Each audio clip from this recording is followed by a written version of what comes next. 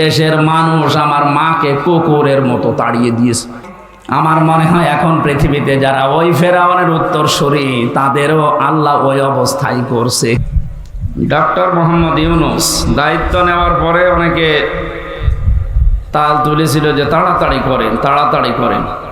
উনি বলছিলেন তাড়াতাড়ি, আমি তো আসতে চাইনি, আপনারা আমাকে নিয়ে এসেছে, সুতরাং আমাকে কাজ করতে দেন, যখন যাবার আমি চলে যাব। এই জন্য ইবাদত যদি মনে হয় যে করা লাগবে, যেভাবে করা উচিত ওইভাবে করেন, সব বন্ধ করি। কোরআন শুনতে আসলে কিভাবে শোনা লাগে আর কিভাবে বলা লাগে আল্লাহ আমাদেরকে শিখিয়েছেন। আল্লাহ পাক বলেন, ওয়াইদা কুরিয়াল কুরআনু ফাসতামিউ লাহু ওয়ানসিতু লাআল্লাকুম তুরহামুন। এটা তো দুনিয়ার অন্যান্য বইয়ের মতো না, আমি আল্লাহর মুখের পবিত্র বাণী। কোরআন যখনই পড়া হয় তোমাদের সামনে চুপ করে থাকবা আর শুনবা। দুইটা কথা আল্লাহ দিয়েছেন আয়াতে, সুতরাং চুপ থাকবেন এবং শুনতে থাকেন। লাআল্লাকুম তুরহামুন, আশা করা যায় আল্লাহর রহমত এখানে নাজিল হবে ইনশাআল্লাহ। এবার যারা বলতে এসেছে, রব্বুল আলামিন বলেন, কোরআন থেকে যখন কথা বলবা আমি আল্লাহ যেভাবে শিখিয়েছি এই ধরনটার সামনে নিয়ে আসবা। আল্লাহ কিভাবে শিখিয়েছেন? কিতাবুন উনজিলা ইলাইকা ফালা ইয়াকুন ফি সাদরিকা হারাজাম মিনহু লিতুনযিরা বিহি ওয়া যিকরা লিল মুমিনিন। এই যে একটা কিতাব হে নবী আমি আপনাকে দিলাম, এটা দিয়ে যখন মানুষদেরকে সতর্ক করবেন তখন আপনার মনের ভেতরে যেন কোনো ভয় কাজ না করে। আপনি নিজেই যদি ভয় পেয়ে যান যে না জানিয়ে কথা বললে আবার ওরা কি মনে করে, ওদের রাগ হয়ে যায় কিনা, তাহলে আপনি কোরআন প্রচার করতে পারবেন না। আপনি যখন প্রচার করবেন আপনার মনের ভেতরে যেন কোনো ভয়, প্রথম শব্দটাই ভয়, দ্বিধা, দ্বন্দ্ব, সংশয়, সন্দেহ, 33টা শব্দ এখানে আছে, এলে একটাও যেন আপনার মনে না আসে। কারণ কোরআন এই পৃথিবীতে শুধু মুমিনদের জন্য উপদেশ। এখন যদি বলেন মুমিন বাদ দিয়ে যারা আছে তাদের জন্য না, ওদের জন্য কোরআন উপদেশ না। ওয়ালা ইয়াজিদুজ জালিমিনা ইল্লা খাসারা। কোরআনের আলোচনায় মুমিনদেরই কাজ হয়, আর জালেমদের দিন যত যায় ক্ষতি বৃদ্ধি হয়। এই জন্য 15.5 বছর যারা জুলুম করেছে ওরা কিন্তু কোরআনে কারিম থেকে সবচাইতে বেশি পালিয়েছে। কোরআনে কারিমের একটা অনুষ্ঠান যদি 10 জন মানুষ হয় সেখানেই বাধা দিয়েছে, আর কোরআনের বাইরে যত অনুষ্ঠান হাজার হাজার মানুষ হলো সেখানে কোনো অসুবিধা হয়নি। কেন বলেন তো? কারণ কোরআনের দ্বারা জালেমদের কোনো উপকার নেই, ওদের শুধু ক্ষতি বৃদ্ধি হয়। জালেমের পক্ষে কোনো কথা আল্লাহ কোরআনে দেয়নি, যত কথা দিয়েছে সব জালেমের বিপক্ষে। এই জন্য এতদিন পর্যন্ত জালেমরা সবচেয়ে বেশি বাধা দেওয়ার চেষ্টা চালিয়েছে এই পৃথিবীতে কোরআনে কারিমের প্রসারকে আর অবস্থানকে। যেখানে কোরআন একটু দাঁড়ানোর চেষ্টা চালিয়েছে সেখানে উল্টাপাল্টা ধারণা করে নষ্ট করে দিয়েছে। যাক্কির ফাইন্না যিকরা তানফাউল মুমিনিন, আপনি আলোচনা করবেন কোরআন দিয়ে, কেননা মুমিনদের এটা উপকার হবে। যদি ঈমান থাকে আপনি দেখবেন আজকের পরে আপনার অবস্থান পাল্টিয়ে গেছে। আর যদি পরিবর্তন না হয় বুঝবেন আপনার ভেতরে ঈমানের সমস্যা আছে। আমরা দেখি বাচ্চা জন্মগ্রহণ করার পরে ডাক্তারের কাছে নিয়ে ডাক্তার আগেই ওজন দেয়। 1 বছর বয়সে ওজন দিয়েছে, 5 বছর পরে আপনি আবার নিয়ে গেলেন, আবার ওজন দেবে। কথা বলেন এখন, 1 বছর বয়সে যে ওজন ছিল 5 বছর বয়সে একই ওজন, এটা কি সুস্থ না অসুস্থ?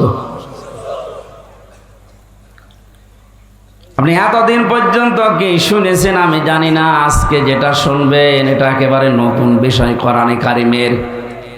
এটা শোনার পরে আগামীকাল থেকে যদি আপনার আচার ব্যবহার চরিত্র অ্যাক্টিভিটিস এগুলো পাল্টিয়ে না যায়, বুঝবেন আপনি সুস্থ না অসুস্থ। আশা করছি আপনার পরিবর্তন আসবে। এবার আসেন আল্লাহর ধরন সামনে নিয়ে দেখি আল্লাহ কি বোঝাতে চাইলেন আমাদের। হারাজন শব্দটার অর্থ বলছি, হে নবী আপনি যখন কোরআন দিয়ে মানুষদেরকে ব্যাখ্যা করে বিশ্লেষণ করে তাফসির করে শোনাবেন, তখন আপনার সামনে এমনও মানুষ বসা থাকবে ওরা কোরআনের কথাগুলো না বোঝার কারণে মন খারাপ করবে। এরকম মানুষ দেশে নেই? আছে। আল্লাহ যেটা বোঝাতে চায় ওইটা ওইভাবে বোঝে না, উল্টা দিকে নিয়ে যায়। মনে করে মনে হয় আমারে আল্লাহ দেখে দেখে বলছে। খুলনায় এক মাহফিলে যে বাড়িতে খাবার খেতে গেলাম, এই লোকটা আমারে আসার সময় বলছিল, হুজুর এখানে রাজনৈতিক দলের লোকজন আছে, আপনি এক কাজ করেন, স্বামী স্ত্রীর ভেতরে গন্ডগোল কেন হয় এগুলো আমাদের বলেন যেন গন্ডগোল না হয়। ঠিক আছে, সূরা নিসার 34 আর 35 নম্বর আয়াতের ব্যাখ্যা করলাম যে এই কারণে গন্ডগোল হয়, এটা মিটাতে হলে এই পদ্ধতি আছে। ভালোভাবে শুনেছেন। শেষ করে যখন খাবার খেতে গেছি দেখি গোমরা হয়ে বসে আস, কথা বলছে না। কি কথা বলেন কেন? আপনাকে না, আমার বলছে হুজুর আমার বর সাথে আমার গন্ডগোল হয়েছে, আপনাকে কে বলে দিয়েছে বলেন? কে বলে দেবে? না, আপনি যা যা বললেন এইটাই আজকে আমার হয়েছে। অবশ্যই আপনাকে মনে হয় কেউ গোপনে বলে দিয়েছে। হ্যাঁ, আমাকে একজন বলেছে, তা দুনিয়ার কেউ না, কে বলেন তো? আল্লাহ পাক ১৫০০ বছর আগে আমাকে বলেছেন যে এইভাবে স্বামী স্ত্রীর গন্ডগোল বাঁধে, আর এইটা মিটাতে এই পদ্ধতিগুলো নেওয়া লাগে। আপনার যে দিনের বেলা এই হয়েছে আমি জানবো আপনার থেকে না, আল্লাহ আমাকে জানিয়ে দিয়েছে। মানে আপনার যদি মনে হয় যে যা বলছে সব তো আমার সাথে মিলে যাচ্ছে, মনে হয় খোকন সাহেব হুজুরের কানে কানে সব বলে দিয়েছে। এজন্য আপনি না বোঝার কারণ হয়তো আপনার মন খারাপ হতে পারে। হে নবী আপনি এদিকে তাকাবেন না। আর জালেমদের জন্য হে নবী আপনি কোনো সাহায্যকারী পাবেন না। এই যে ওয়ামালিজ জালিমিনা, শুধু জালেম না, এই এদিকে তাকান, ওয়ামালিজ জালিমিনা বহু বচন দিয়েছেন। আনসার, কোন সাহায্যকারী আপনি জালেমদের জন্য দেখতে পাবেন না। এটার বাস্তব প্রমাণ আজ বাংলাদেশ। আপনি দেখেন না দরবেশ, এ লোকটা এত বড় জালেম, জনগণের ৩৬,০০০ কোটি টাকা, যেটা আর একটা পদ্মা সেতু হয়ে টাকা আরো বেঁচে থাকতো। এ জালেমের অবস্থা কি এখন? যদিও অনেকে টাকা পয়সা খেয়ে এখনো তার রিমান্ডে আদর করছে না, যে অফিসারগুলো তাকে আদর করছেন অফিসারগুলো পাল্টিয়ে দেওয়া দরকার। কারণ এগুলো ওই জালেমদেরই দোসর। ১৬২৮টা চেয়ার আছে এই দেশে এখন। যতগুলো চেয়ার ছিল ছাত্র সংস্কার, যারা ছাত্র আন্দোলন করেছে ওদের দ্বিতীয় দফা এইটা ছিল যে আমরা সংস্কার চাই। যেহেতু সংস্কার আরম্ভ হয়ে গেছে, ১০০ জনের প্রায় ৬৫ থেকে ৭০টা চেয়ার মুক্ত হয়ে গেছে জালেম থেকে। বাকি আর কয়েকটা আছে, যারা আহ্বানে আছেন, যারা দায়িত্বে আছেন, আমরা জোর দাবি জানাচ্ছি এই ৩০-৩৫টা চেয়ারও ক্লিয়ার করে। কোন জালেমকে আমরা চেয়ারে দেখতে চাই না। আলেমদেরকে রিমান্ডে নিয়ে ওরা টাঙিয়ে রাখতো উপরে। আরে এত বড় শয়তান, ইসলামের গোড়া কেটে দিয়েছে আনিসুল হক। জানেন কি করেছে? এ দরবেশ কোরআন হাতে নিয়ে বলেছিল এর ভেতরেও সমস্যা আছে। এটা টাটকা কাফের না? আল্লাহ বলেন জালিকাল কিতাবুল লা রাইবা ফিহি, এর ভেতরে সন্দেহ দূরের কথা, অবকাশ পর্যন্ত নেই। আর বলছে না এর ভেতরে সমস্যা আছে, তবে মেজর না, হাদিস তো আছেই। কোরআনে যে লোকটা সন্দেহ করতে পারে ওটা ইমানদার না বেঈমান? আরে বেঈমানরা শুনলাম রেখেছে এসি ঘরের ভেতরে, ওরে বাড়ির খাবার খাওয়াচ্ছে, আর আমাদের 24 ঘন্টা ফাঁসির কন্ডেম ছেলে তালা লাগিয়ে রাখতো। বাড়ির খাবার তো দূরের কথা, নিজের খাবারই দিত না। কারা দিচ্ছেন আমরা কিন্তু জানি, কারণ ওই পাতা আমার পড়া আছে। দরবেশের উল্টা পাল্টা টাকা আছে, তো এখান থেকে টাকা খাচ্ছেন আর ওর সাথে আচরণ ভালো করছেন। জালেমের সাথে কোনো আচরণ ভালো নেই, কারণ জালেমরা আল্লাহর মামলার আসামি। জনগণ তো মামলা দিয়েছে, ওরা সরাসরি কার মামলার আসামি? তাদের সাথে যে আচরণ করছেন এই দৃশ্যগুলো বাইরে এখন আসতেছে। মানুষ কিন্তু আবারও জালেম হওয়ার পায়তারা করবে, কারণ সামনে যারা আছে এরা যদি আবার থালা পায়, এরা মনে করছেন যে আল্লাহর ওলি হয়ে যাবে, এরাও জালেম হয়ে যাবে। সুতরাং এমন আচরণ করেন জালেমদের সাথে যেন কিয়ামত পর্যন্ত কেউ জালেম হতে না পারে।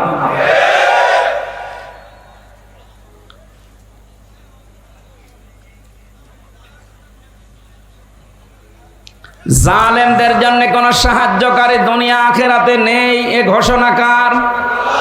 আল্লাহর এই ঘোষণা ভাইলাট করে, এই ঘোষণাকে ওভারটেক করে, ওভারকাম করে যারা জালেমদেরকে সাহায্য করছেন, এখনো আপনি থামেন নাই তো আপনিও কিন্তু টার্গেটে পড়বেন।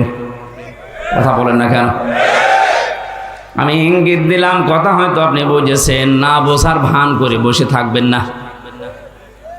আল্লাহ বলেন অমালিজ জালিমিনা মিন আনসার, কোন জালেমের সাহায্যকারী কেউ হবে না। আল্লাহর এই ঘোষণাকে যারা ওভারকাম করে জালেমকে সাহায্য করছেন, আপনিও টার্গেট। হামজার কার? বলেন বলেন। জালেমরা যে আল্লাহর টার্গেট এটা আমি বানালাম। হ্যাঁ, কোরআনে কারীম জানিয়েছে ইন্নামাস সাবিলু আলাল্লাযীনা ইয়াযলিমুনান নাস। সূরা শুরার 25 নম্বর পারা 6 নম্বর পৃষ্ঠা 13 নম্বর লাইনের 42 নম্বর আয়াত, এটা প্রথম অংশে আছে। তাফসীরে ফি জিলালিল কোরআনে পাবেন। আল্লাহ পাক বলেন পৃথিবীর মানুষেরা আমি কিন্তু জালেমের বিরুদ্ধে নিজে মামলা দেব।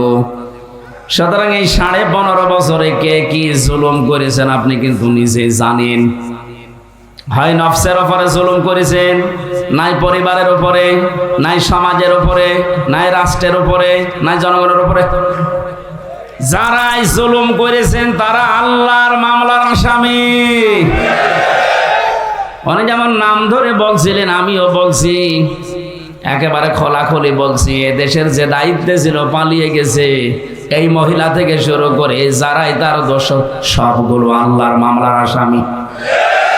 আপনার যদি বিশ্বাস না হয় তাহলে সূরার এই 42 নম্বর আয়াত কেটে বাদ দিয়ে দেন। ওদের দুনিয়া শেষ, জালেমদের দুনিয়া নেই, আখিরাতও শেষ। কারণ চোখ বন্ধ হতে দেরি হবে, জালেমদের শাস্তি যা হচ্ছে এর চাইতে 70 গুণ বেশি বেড়ে যাবে। যারা আল্লাহর মামলার আসামি হয়, আপনি কি মনে করছেন আল্লাহ তাদের এমনি ছেড়ে দেবে? বলেন, আমার মামলার বাদী ছিল সরকার, এই জন্য আমার ছাড়ে নাই। আর জালেমরা বাদী, আল্লাহ নিজে জালেমদের বিরুদ্ধে বাদী হয়ে মামলা দেবে, অথচ তিনি বিচারপতি। আলাইসাল্লাহু বিআহকামিল হাকিমিন, সবচাইতে বড় বিচারপতি কে? তিনি নিজে বাদী, নিজে মামলা দায়ের করছেন, নিজে রায় দেবেন, নিজেই বিচারপতি। জালেমদের কোন রকমের ফাঁক ফকর পাবে? আর জালেম যারা, তাদের সব শেষ হয়ে গেছে। এখনো অনেককে দেখতে পাচ্ছি জালেমের তোষামত করছে, ওকে কিছু করে নাই, হ্যাঁ করেছে, আয়না ঘর করেছে, কিছু করে নাই মানে ও যা করেছে ও বলার মতো না। আপনাকে যদি 10 দিন ওখানে রাখা যায়, আপনিও জালেমের প্রতি বরদোয়া দেবেন। মাটির নিচে ছিলাম, আমি টের পেয়েছি যে জায়গাটা কত কঠিন, এই জন্যই তো কথা বের হচ্ছে মুখ দিয়ে।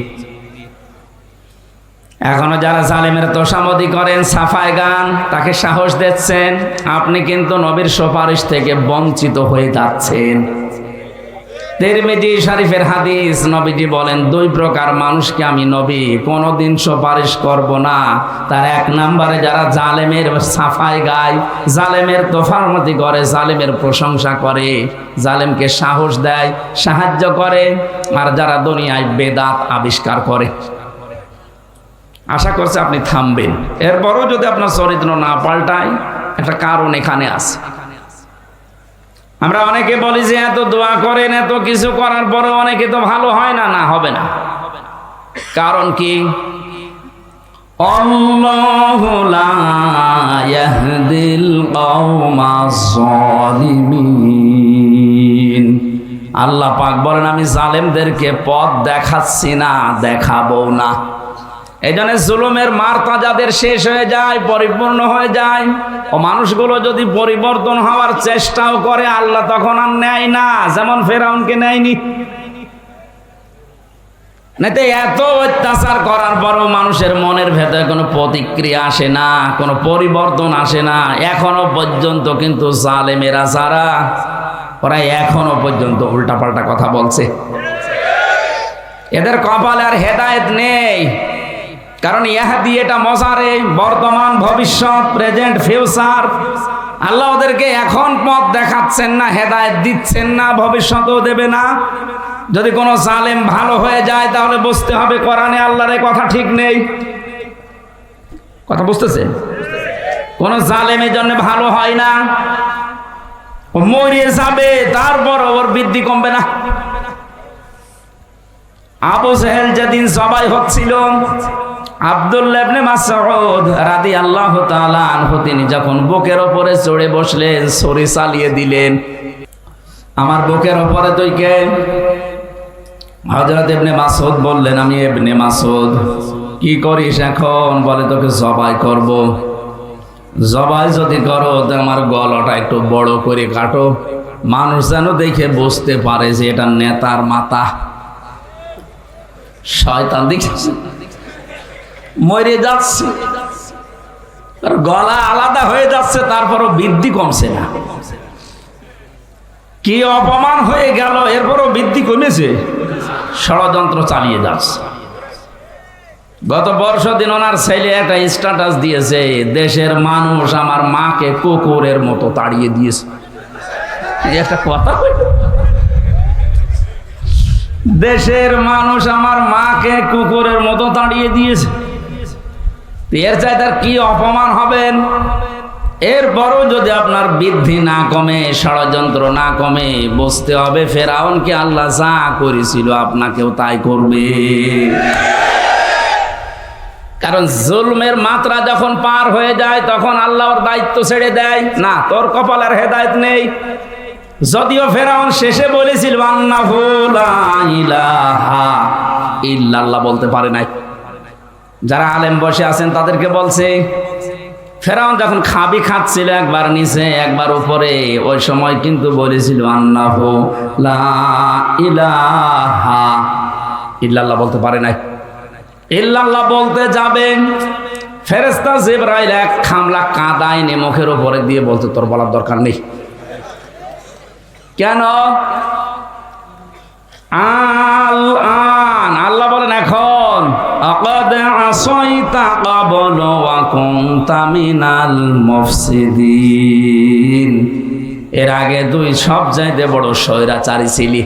এই যে স্বৈরাচার এই শব্দটা কোরআনে আছে। মুফসিদিন শব্দের শাব্দিক অর্থ স্বৈরাচার, ফ্যাসাদ সৃষ্টিকারী, বিশৃঙ্খলা তৈরি করে ফায়দা লোটে যে, তাকে মুফসিদিন বলা হয়। মুফসিদ, এই মানুষগুলো বহু চেষ্টা চালিয়েছে। আগস্টের 5 তারিখের পর থেকে আজকের এই 14 তারিখ পর্যন্ত 1 মাস কয়েকদিনে কতবার বিশৃঙ্খলা করার চেষ্টা চালিয়েছে ওখানে বসে বসে, একটাও এদেশের মানুষ সফল হতে দেয়নি। আপনি দেখেন, বিদায় নেওয়ার পরে একটা তুলেছিল সুর হিন্দুদেরকে দিয়ে, যে দেশের সংখ্যালঘু আছে এদের ওপর কিন্তু অত্যাচার হবে। আল্লাহ পাক হয়ে দেশের মানুষের ভেতরে এমন একটা কিছু জাগিয়ে দিয়েছে, দেখা যাচ্ছে মন্দির পর্যন্ত আলেমরা পাহারা দিচ্ছে। ওরা যখন দেখলো যে না, এ তো হালে পানি নিচ্ছে না, তখন একেবারে প্রধান বিচারপতি, যেটা অবৈধ ছিল, ওরে দিয়ে একটা চেষ্টা চালিয়েছিল, করার চেষ্টা চালিয়েছে। আমার মনে হয় আল্লাহ নিজে হ্যান্ডেলিং করে ওইটা একেবারে নস্যাৎ করে দিয়েছে। 3 নাম্বার ওরা চেষ্টা চালিয়েছিল আনসার দিয়ে। কিসের আনসার? পুলিশ ছাড়া যদি দেশ চলতে পারে, আনসার ছাড়া দেশ চলবে একাধ। কোনো দরকার নেই, ছাতা বিলুপ্ত করে দিন। 42,000 আনসার নিয়োগ হয়েছে এই কয়েক বছরে, তার 32,000 গোপালী। আর আমরা যে 63 জেলার মানুষ আছি, আমরা কি ঘাস কাটছে ঘোড়ার? সব আনসার হবে গোপালের। আর আমরা কি আন্দোলন তোরা এমনি করে নাই। দিনাজপুরের লোকেরা জিপিএ 5 পাওয়ার বড় চাকরি হবে না, আর গোপালগঞ্জে বাড়ি হলে তাদের 2.5 হলে চাকরি হয়ে যায়। ভণ্ডামি করার জায়গা পাও না। আজকে এক আনসারের লাইভ দেখলাম, অবশ্য আমাকে টাকা পয়সা দিয়ে লাগিয়েছে। করব কি, মনে করলাম যে হবে, কিন্তু হইল না। এরপরে যখন পারে না, ডাক্তারদের আর নার্সদের লাগিয়েছিল, ওইটাও হালে পানি নেয়নি। এরপরে লাগিয়েছে গার্মেন্টস কর্মীদের, এটাও হালে পানি নেবে না, কারণ যারা দায়িত্বে আছে খুব বিচক্ষণেরা। আমার যতটুকু ধারণা হচ্ছে, জালেমদের যা চরিত্র, এই 15 বছর তো আমরা দেখেছি, ওরা শেষ পর্যন্ত দেখবেন রাজবাড়ির গোয়ালন্দ ঘাটের বেশ্যা মহিলাদের রাস্তায় নামাবে। আমি আর নিচে নামলাম না। আল্লাহ ওই সময় যদি ফেরাউনকে ডাক দিয়ে বলতে পারে, এখন কিসের কালেমা পড়িস তুই? এই কালেমাওয়ালা মানুষগুলোকে এতদিন পর্যন্ত যা করেছিস, তোর কোনো ক্ষমা নেই। আমার মনে হয় এখন পৃথিবীতে যারা ওই ফেরাউনের উত্তরসূরি, তাদেরও আল্লাহ ওই অবস্থায় করছে। ওরাও কালেমা নসিব করতে পারবে না, ও মানুষগুলো ভালো হবে না। ভালো হবে না তার প্রমাণে 1 মাস কয়দিনে তো দেখতে পাচ্ছি। ভালো হলে এর ভেতরে হয়ে যেত। 1 পা কবর 1 পা টাঙ্গাই, এরপরও যদি মানুষের পরিবর্তন না আসে, তা আবার কবে আসবে? আল্লাহ পাক বলেন,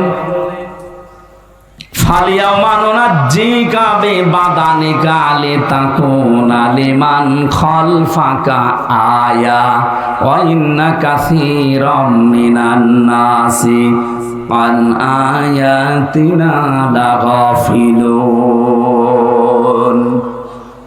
আজকের এই দিনে আমি তোকে মারবো না, তোকে আমি সটকি দিয়ে রাখলাম। মেডিসিন লাগবে না, ঔষধ দেওয়া লাগবে না, পানিতে খাবে না, মাটিতে নষ্ট হবে না, পোকামাকড়ে খাবে না, কিয়ামত পর্যন্ত তোরে আমি নিদর্শন বানালাম। আমার তো এই আয়াতটা পড়ার পরে আরে বাংলাদেশের যে দৃশ্য, এ মনে হচ্ছে অনেককে আল্লাহ সামনে সটকি বানিয়ে রাখবে। না তো বৃদ্ধি কমে না কেন? এত কিছু হওয়ার পরেও যদি মানুষের বৃদ্ধি না কমে, বুঝতে হবে আল্লাহ ওরে ফেরাউনের মতোই ধরবে। লিমান খালফাকা আয়া, আমাদের পেছনে যারা দুনিয়ায় আসবে তাদেরকে শিক্ষা দেওয়ার জন্য নিদর্শন হিসাবে। কিন্তু আল্লাহ আফসোস করেন, অধিকাংশ মানুষ এই সমস্ত নিদর্শন দেখার পরও দেখা যায় যে পরিবর্তন হয় না, গাফেল হয়ে থাকে। আমরা যেন গাফেল হয়ে না থাকি, আমরা যেন একটু শিক্ষা নিতে পারি এদের জীবনে।